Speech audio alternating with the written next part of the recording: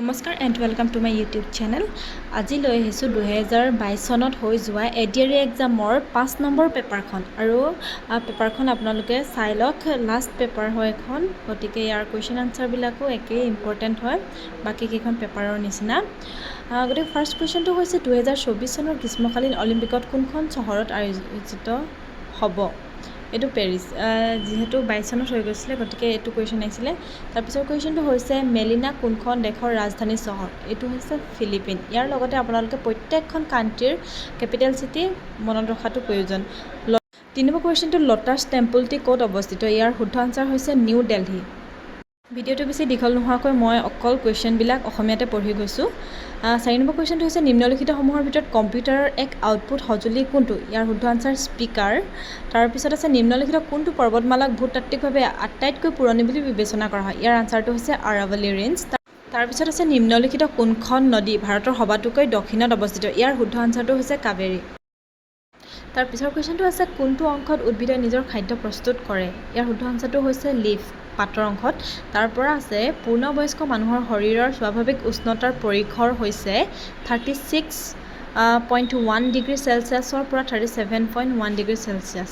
9 number question হৈছে নিম্নলিখিত কোনটো জ্যামিতিক আকৃতিত সমান্তৰাল বাহু পোৱা নাযায়? আৰু শুদ্ধ আনচাৰটো হৈছে পেণ্টাগন। 9 নম্বৰ কুৱেশ্যনটোৰ পিছত 10 নম্বৰ কুৱেশ্যনটো আছে অলিম্পিকৰ সাঁতোৰ খেলসমূহৰ নিম্নলিখিত কোনটো অন্তৰ্ভুক্ত নহয়?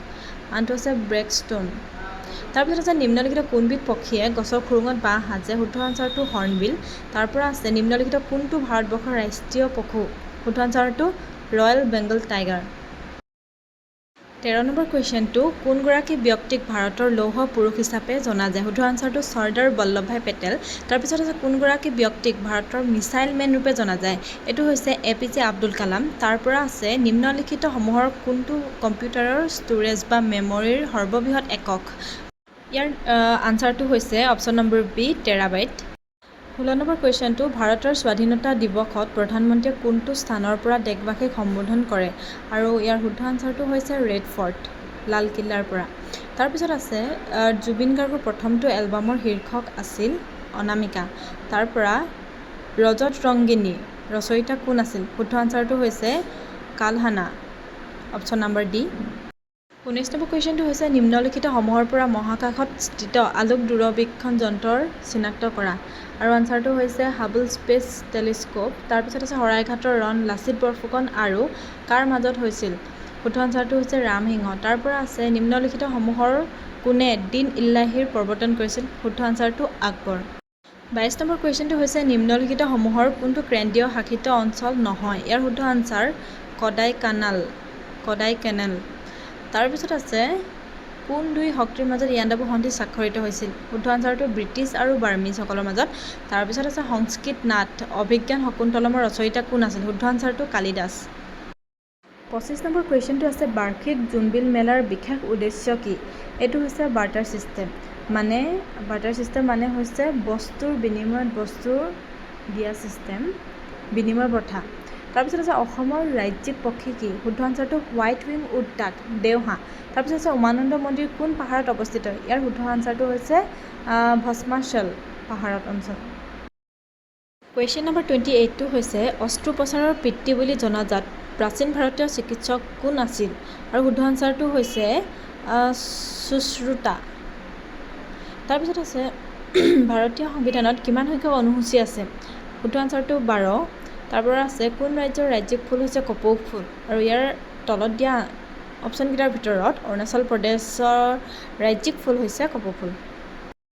31 নম্বৰ কুৱেশ্যনটো যি দুই বিপৰীত শক্তিৰ মাজত দ্বিতীয় বিশ্বযুদ্ধ সংঘটিত হৈছিল সেই শক্তি দুটা কি বুলি জনা যায়?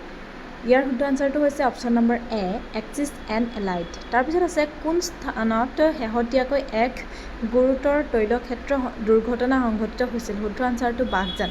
তাৰপিছত আছে বীৰ চিলাৰায়ৰ প্ৰকৃত নাম কি আছিল? ইয়াৰ শুদ্ধ আনচাৰ হৈছে শুক্লধ্বজ।